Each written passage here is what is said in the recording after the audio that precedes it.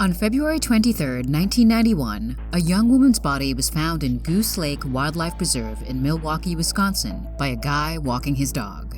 She was partly decomposed, yet obvious signs of trauma were still visible. She had been severely battered about the head and chest, and her throat had been slashed.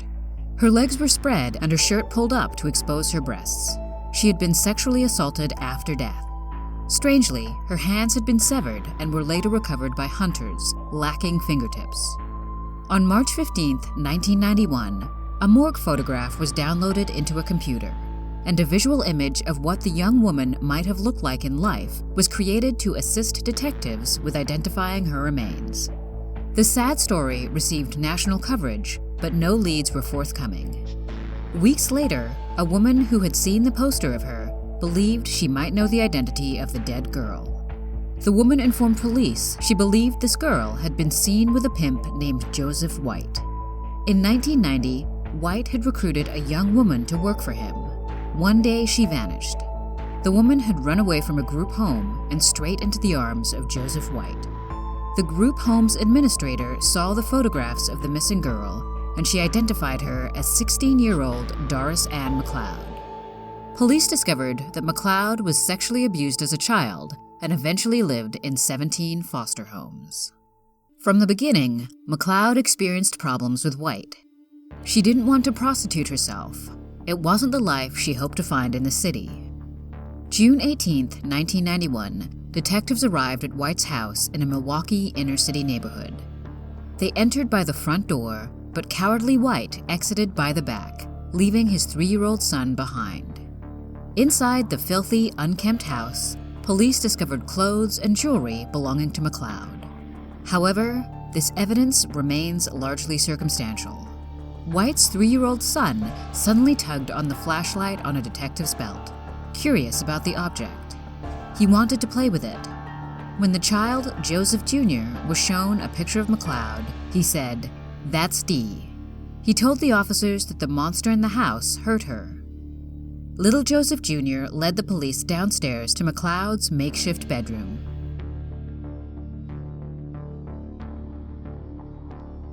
He pointed the flashlight to steam pipes in the ceiling and explained that he saw Dee hanging from the pipes, telling the men how the monster had bit her fingers. This is crucial evidence, as MacLeod's hand was found missing her fingertips, information that was never released to the public. The adorable little boy then stated, "I heard the monster. God damn it, why don't you go upstairs? Now get out of here." Detectives believed this was where MacLeod was tortured and possibly killed. Upstairs, they found a pad of paper on which there was a gang pad that contained the rules for the gang. They read on this pad that 50 to the chest was the punishment for a girl who no longer wanted to be a prostitute, and that this was conducive to the wounds on Doris's body. Joseph White was sentenced to life in prison with no possibility of parole until he's 108 years old.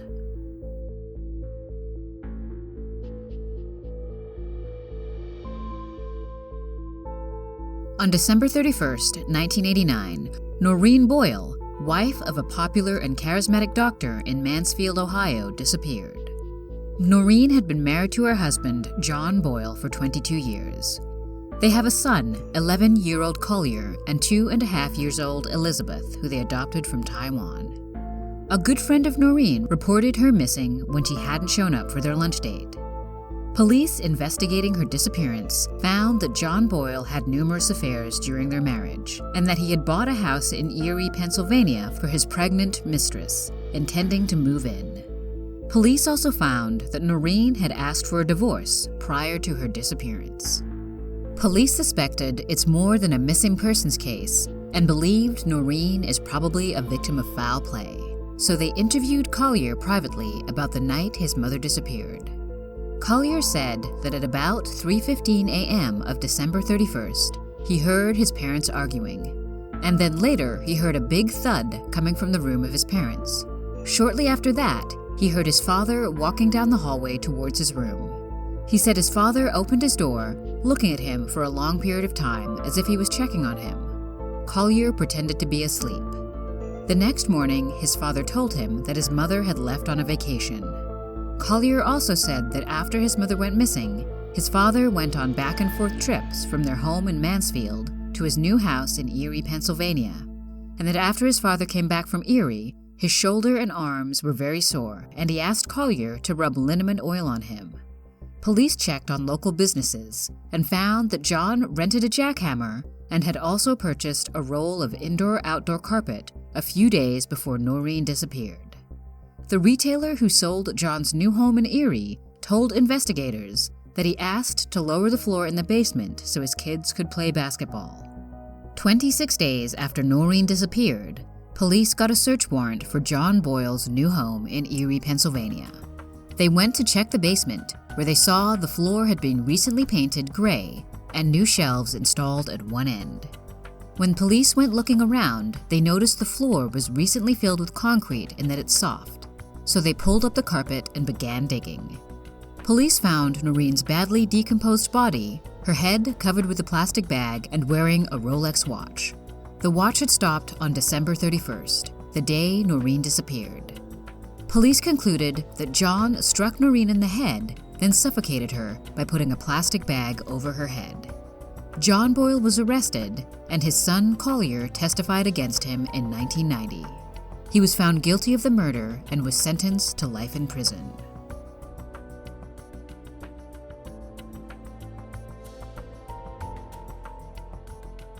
In 2011, 22-year-old Victoria Perez, who was due to give birth in about a month, disappeared after a doctor's visit at Rapide Regional Medical Center in Louisiana. Victoria was last seen walking on Interstate 49 at the Woodworth exit on March 11th. The day before, she was seen at the Rapide Regional Medical Center. After the appointment, Victoria called the van transportation company to pick her up and bring her home. The van was delayed, and by the time they got there, Victoria was gone. The case remained cold until January 2015, when the Allen Parish Sheriff's Office received a tip that led them to a home on Matthew Street in Oakdale.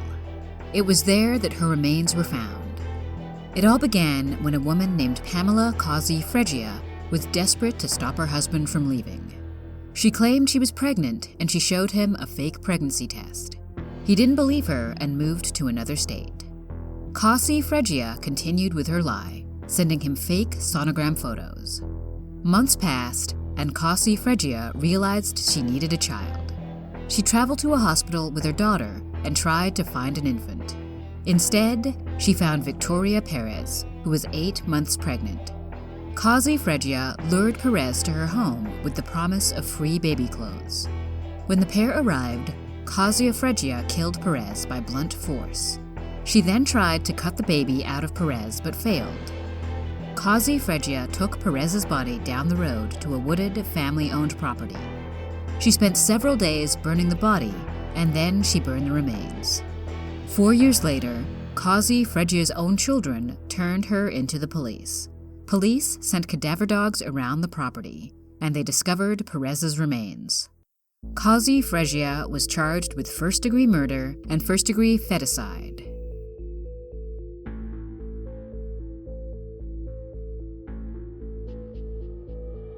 On February 2, 1991, a 78-year-old grandmother named Lucille Johnson was found bludgeoned to death in her Holiday, Utah home.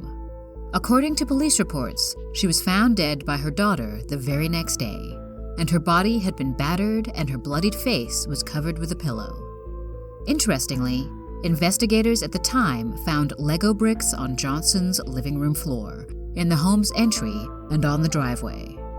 Detectives collected the toys as evidence after family members told them that while Johnson had toys for her grandchildren, she would never leave them lying around. Investigators also learned that a ring and necklace Johnson regularly wore were missing. An autopsy revealed that Johnson died from strangulation and blunt force trauma. Salt Lake County Sheriff's investigators worked on the case, but were unable to solve it. In August 2013, a team led by Unified Police Sergeant Michael Ike Miyashiro reopened the case. The detectives sent scrapings that had been collected from under Johnson's fingernails for DNA testing, and recovered a profile that matched a combined DNA index system profile for a 47-year-old John Sansing, a man who is currently in prison in Arizona for another murder committed in 1997.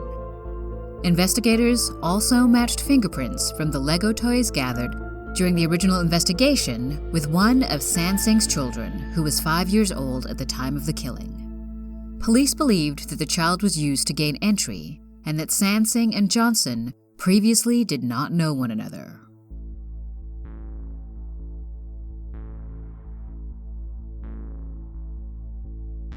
In 1988, the body of a woman was discovered in an Ohio river under ice.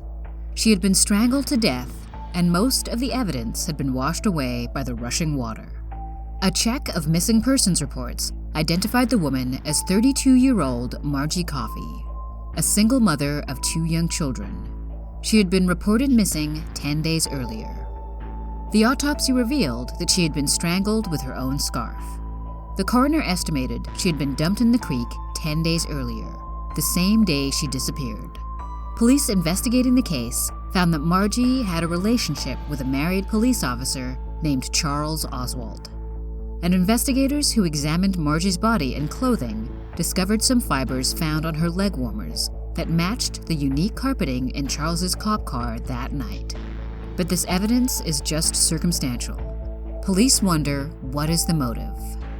Police found out that when Margie applied for financial aid at college, she was required to identify her second child's father. She named Charles Oswald as the father. A paternity test was administered and came out to be 99.98% positive. Investigators also discovered that Charles had refused to pay for child support when Margie asked. Another woman who claimed to be Charles's new mistress said that Charles told her about the murder of Margie Coffey. She stated that Charles and Margie were together in a car talking about child support. Charles offered Margie $3,000, but she said it's not enough. Charles got angry and started to yell, calling her obscene names, and she responded by slapping him across the face. Charles then reached over and strangled Margie in the cop car and put her lifeless body into the back seat of the car. He then drove to a creek nearby and threw her over a bridge, in hopes that all the forensic evidence would wash away downstream. Charles Oswald was found guilty of voluntary manslaughter and abusing a corpse. He was sentenced to 10 to 25 years in prison.